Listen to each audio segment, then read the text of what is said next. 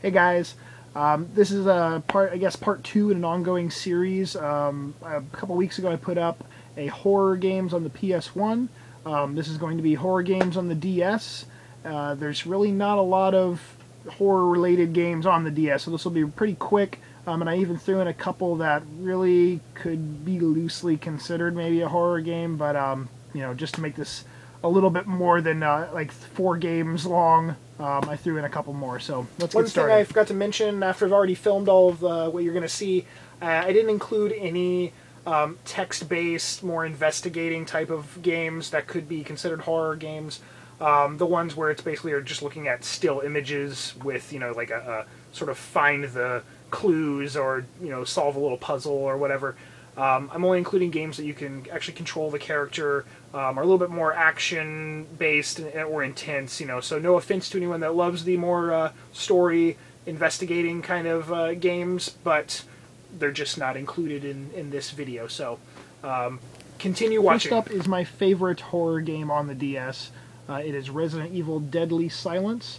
This is a port of the PS1 original Resident Evil, and it definitely ported over very well. I mean, the graphics held up pretty damn good on the DS, and in fact, in some parts of the game, it was hard pressed to really nitpick at which one was really better. I'd say the PS1 version still wins out overall, but for all the extras they added into this one, you could play the original game that was on the PS1 straight up, or you could play a rebirth mode, which had DS exclusive features. Like you had to use the microphone on it to blow out candles for a certain puzzle. You had to give CPR. There was like first-person knife fights with the stylus against zombies and stuff, which was a little hokey. But the idea was you were supposed to be taken off guard and you couldn't get your gun out or something, so you had to quickly, swipe them with your knife. Either way, I mean, it's a really damn decent game on the DS, especially being a full PS1 game ported over. So my favorite horror game on the DS. Next is Dementium: The Ward.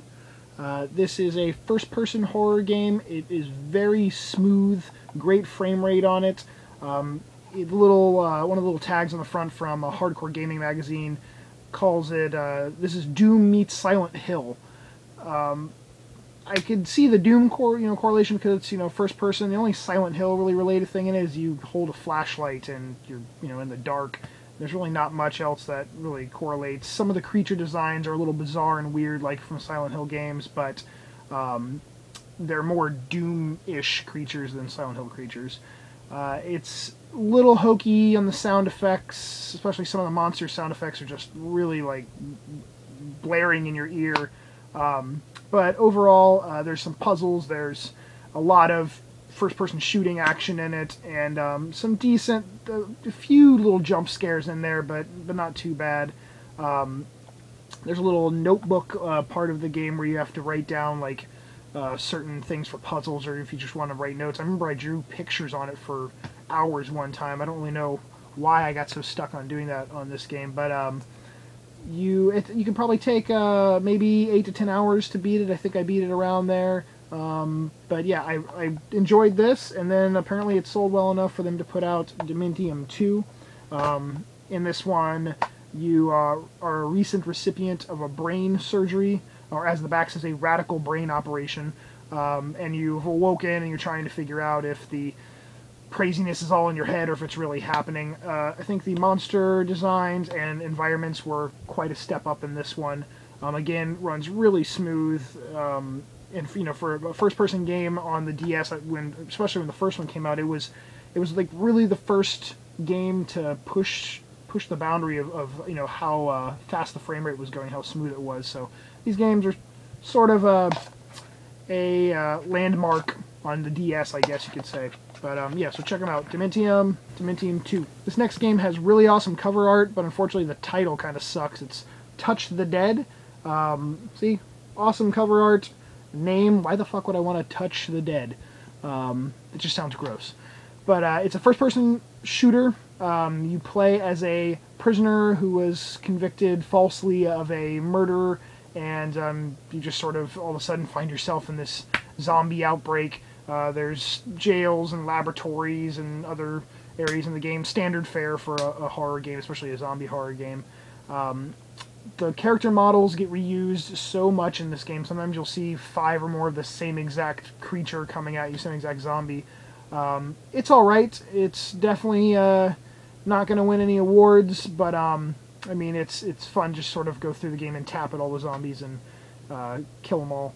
But with such a limited choice on the DS of horror games, you really can't be too choosy. I mean, this or 3 other titles is really all you're going to get. So it's decent for a zombie fan. You'll probably enjoy it. So check out Touch the Dead. These last 2 are more like honorable mentions. Like I said, they're not really straight up horror games like the other 4 were, but they can be kind of thrown in if you're a big fan of horror games. You might find these ones interesting.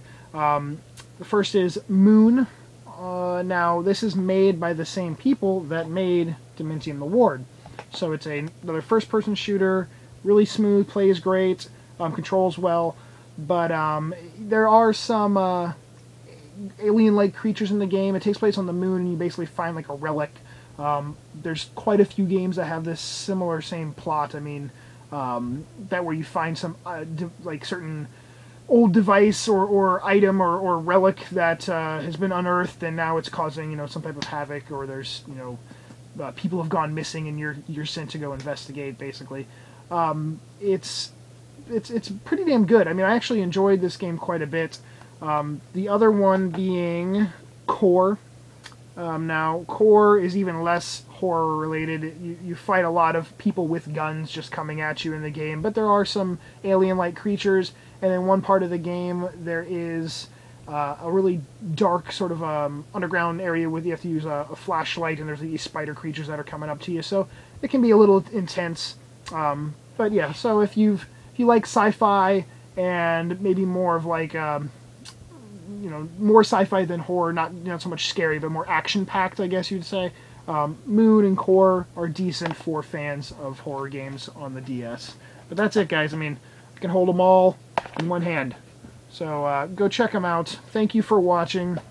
As always, subscribe, thumbs up, comment, and hopefully I'll get a part 3, whatever. I don't know what system I'm going to do horror games on next, but it should be about 3 weeks or so until the next episode comes up. I'm going to be back out on tour for the next 3 weeks, and be popping into some video game stores, hopefully, adding to the collection, so keep an eye out for those videos. And as always, thank you for watching. Peace.